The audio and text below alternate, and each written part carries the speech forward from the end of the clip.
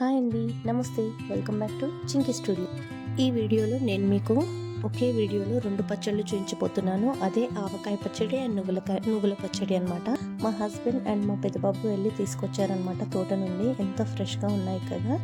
వీటిని వాటర్లో 2 times బాగా కడగాలన్నమాట. డైరెక్ట్గా వాడొద్దు.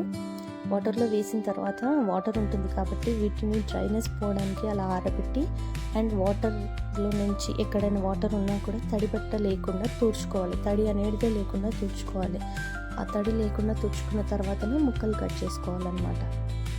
సో ఇక్కడ మా బాబు కట్ చేస్తున్నాడు.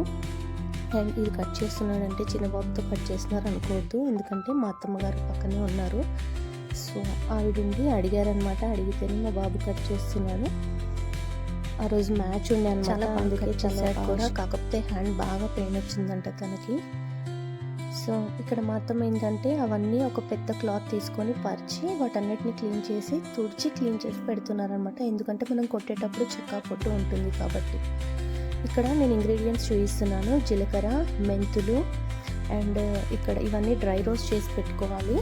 అండ్ ఆవాలు చూసారు కదా, ఎండకు పెట్టాను. ఆల్రెడీ ఎండపోయింది. సో తీసుకొచ్చి వాటిని కూడా గ్రైండ్ చేస్తున్నాను. గ్రైండ్ చేసేటప్పుడు హాఫ్కి తక్కువ వేసుకొని గ్రైండ్ చేసుకోండి. నువ్వులను కూడా ఎండకు పెట్టాలి అండ్ డ్రై రోస్ట్ కూడా చేయాలి. మనం ఇలా చేసినప్పుడు డ్రై రోస్ట్ అనేది ఇలా చేయితో మెదిపితే అవి ఇలా మెదగాలన్నమాట. పౌడర్ లాగా అనిపించాలి. అప్పుడు పర్ఫెక్ట్గా ఫ్రై అయినట్టు. అండ్ ఆయిల్ చూసారు కదా, ఆయిల్ కూడా విజయ పల్లి నూనె వాడుతున్నాను. ఈ పల్లి నూనె తీసుకుంటున్నాం కదండి. ఈ పల్లి నూనెని ఒక పెద్ద బగోన్లో తీసుకోవాలి. నేను ఇక్కడ 6 to 7 kgs బగోనే తీసుకున్నాను అనమాట. ఇందులోకి పల్లి నూనె కట్ చేసి అందులోకి వేసుకోవాలి. ఇలాంటి ప్యాకెట్స్ నేను 5 తీసుకొని వేడి చేస్తున్నాను అనమాట. పల్లి నూనె అనేది చిక్కగా ఉంటుంది. థిక్నెస్ అంటే ఫ్లూయిడ్ అన్నది చాలా థిక్గా ఉంటుంది అనమాట. చూసారు కదా, 5 ప్యాకెట్స్. ఈ 5 ప్యాకెట్స్ కట్ చేసి వేసేసుకున్నాను. అండ్ ఇది ఆయిల్ వేడయ్యేలోపు నేను ఇక్కడ పొడులన్నీ పట్టు పెట్టుకుంటున్నాను అనమాట. ఇది జీలకర్ర పొడి అండ్ ఆవాలు చూసారు కదా, ఇలా హాఫ్కి తక్కువ వేసి మిక్సీ పట్టుకోవాలి. లేదనుకోండి అవి మెదగవు అండ్ మీ గ్రైండర్ కూడా పాడైపోతుంది. అది వేడి స్మెల్ వస్తుంది, బాగోదు. ఇది మెంతి పొడి. అండ్ ఇక్కడ నేను అన్నీ పట్టి రెడీగా పెట్టుకున్నాను అనమాట. సో జీలకర్ర పొడి 1/2 కిలో, మెంతి పొడి 1/2 కిలో అండ్ ఆవ పొడి 1 kg. ఈ ఆవ పొడి వేయడం వల్ల ఘాటు ఉంటుందండి, అందుకనే ఆవ పొడి. అండ్ నువ్వుల పచ్చడి కోసం ఇక్కడ నేను ఆయిల్ వేడైందనేసి మీకు సింబాలిక్గా ఆ పైన కనబడుతుంది కదా పొగ, అలా చూపిస్తున్నాను. అండ్ మా అత్తని కూడా పిలిచేసి వచ్చానమాట, మా అత్తగారిని. చూసారు కదా, ఇక్కడ నేను జీలకర్ర అండ్ మెంతులు కూడా తీసి పెట్టాను అందులో వేయడానికి. 50 grams ఉంటాయి ఇవి.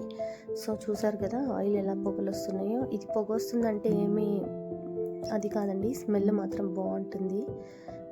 అండ్ జీలకర్ర ఆవాలు వేసేస్తున్నారు. ఈ జీలకర్ర ఆవాలు వేసినప్పుడు మెంతులు కిందికి వెళ్ళిపోతాయి అండ్ జీలకర్ర మీదికి వస్తుందన్నమాట. ఇలా వేడైన వెంటనే మనకి స్టవ్ ఆఫ్ చేసేసుకోవాలి. అండ్ ఈ మామిడికాయ ముక్కలు ఉన్నాయి కదండి, వాటన్నిటిని ఒక క్లాత్తో తుడిచి ఇలా ఆరబెట్టుకోవాలన్నమాట. అండ్ పైన టెంక పోతుంది, అన్నీ పర్ఫెక్ట్గా రావు కదా, ఒక్కోసారి ఎగిరిపోతాయి పైన టెంక అన్నది. కట్ చేసినప్పుడు అలా క్లీన్ చేసి పెట్టుకోవాలి దానికి. ఇక్కడ మనం కొద్దిసేపు ఆగిన తర్వాత అల్లం వెల్లుల్లి పేస్ట్ కూడా వేసేయాలన్నమాట. వెంటనే వేయకూడదు, అల్లం వెల్లుల్లి పేస్ట్ మాడిపోతుంది కాబట్టి. సో కొంచెం మనకి ఇలా తెలుస్తుంది, అలా వేసేయాలి. ఆ టైంలో ఇలా మాడిపోతుందని తెలుస్తుంది, ఆ టైంలో వేయకుండా తర్వాత వేయాలి. ఇది నేను 4 to 5 kgs వరకు ఉన్న అల్లం వెల్లుల్లి పేస్ట్ వేసాను. ఇలా కలుపుతూ ఉండాలన్నమాట చల్లగా అయ్యేంత వరకు. చల్లగా ఎంత అవ్వాలి అని అంటే, మనం ఇలా ఒక ఫింగర్ పెట్టి చూస్తే, మన ఐడెంటిటీ ఫింగర్ కానీ ఏదైనా పెట్టి చూస్తే, ఒక గిన్నెలోకి వేసుకొని చూసినా కూడా మన గోటికి, మన నెయిల్కి వేడి తగలకూడదు, గోరు వెచ్చగా ఉండాలి. ఇప్పుడు మనం మామిడికాయ ముక్కలకి పట్టించాల్సిన మసాలాలు చూసుకుందాం. కారం పొడి, ఇది 3 mangoes మిర్చి పౌడర్ అనమాట. ఇందులోనే వెల్లుల్లి కూడా వేస్తున్నాను. అండ్ ఉప్పు నేను 3 ప్యాకెట్స్ అంటే 1/2 kg 3 ప్యాకెట్స్ కారం పొడి తీసుకున్నాను. అండ్ 1.5 kg ఉప్పు తీసుకున్నాను అనమాట. ఇందులో ఇందాక పట్టి పెట్టుకున్న మసాలాలు ఉన్నాయి కదండి, ఆవపిండి అండ్ మెంతి పిండి అండ్ జీలకర్ర పొడి, ఇవన్నిటిని కూడా వేస్తున్నాను అనమాట. ఇది ఆవు పచ్చడి కోసం. ఇవన్నిటిని కూడా ఒక పెద్ద గిన్నెలో వేసి కలుపుకొని పెట్టుకోవాలి పొడులన్నీ. ఫస్ట్ పొడులన్నీ కలిపి పెట్టుకున్న తర్వాత మనం తుడిచిపెట్టుకున్న ముక్కలు ఏవైతే ఉంటాయో అవన్నిటిని కూడా ఇందులోకి వేసుకోవాలన్నమాట. ఇప్పుడు నేను మీకు చూపిస్తున్న విధంగా బాగా కలుపుకోవాలన్నమాట. ఇలా కలుపుకుంటే ముక్కలన్నిట్లలో ఎక్కువ తక్కువ కాకుండా ఉంటుంది అండ్ ముక్కకు పట్టుతుందన్నమాట పర్ఫెక్ట్గా. అన్నీ ఒక్కొక్కటి కలవకుండా మంచిగా కలుస్తుంది అనమాట. ఇదేమో నువ్వుల పచ్చడి కోసం తీసుకున్నాను కదండి, అవన్నమాట. నువ్వుల పొడి, ఆవ పొడి అండ్ మెంతి పొడి. ఇందులో పసుపు వేస్తామన్నమాట. అదే ఈ ఆవపిండి దాంట్లో వేయము. అండ్ ఇప్పుడు అల్లం వెల్లుల్లి పేస్ట్ చల్లగా అయిందనమాట. గోరువెచ్చదానికన్నా చల్లగా అయితేనే ఇందులోకి వేస్తామని చెప్పాను కదండి. చూడండి, మనం చేయితో పట్టుకొని అంత చల్లగా ఉండాలన్నమాట. సో ఇప్పుడు అందులోకి క్లీన్ చేసి మా అత్తగారు కలుపుతున్నారు. సో ఆ కలిపేటప్పుడు కూడా మనం ఎలా కలపాలంటే మంచిగా కింద నుండి కాయలన్నిటికీ పట్టేలాగా బాగా కలుపుకోవాలన్నమాట. లేదంటే ఒక దగ్గర గట్టిగా అయిపోతుంది, ఒక దగ్గర అసలు పట్టుకోదు.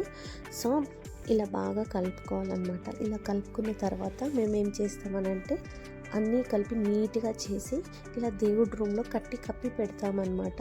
అలా కప్పిన డే వదిలేసి ఆ తర్వాత నెక్స్ట్ డే మళ్ళీ ఓపెన్ చేసి చూస్తాం. ఆ 2 కోసం వెయిట్ చేయండి. సబ్స్క్రైబ్.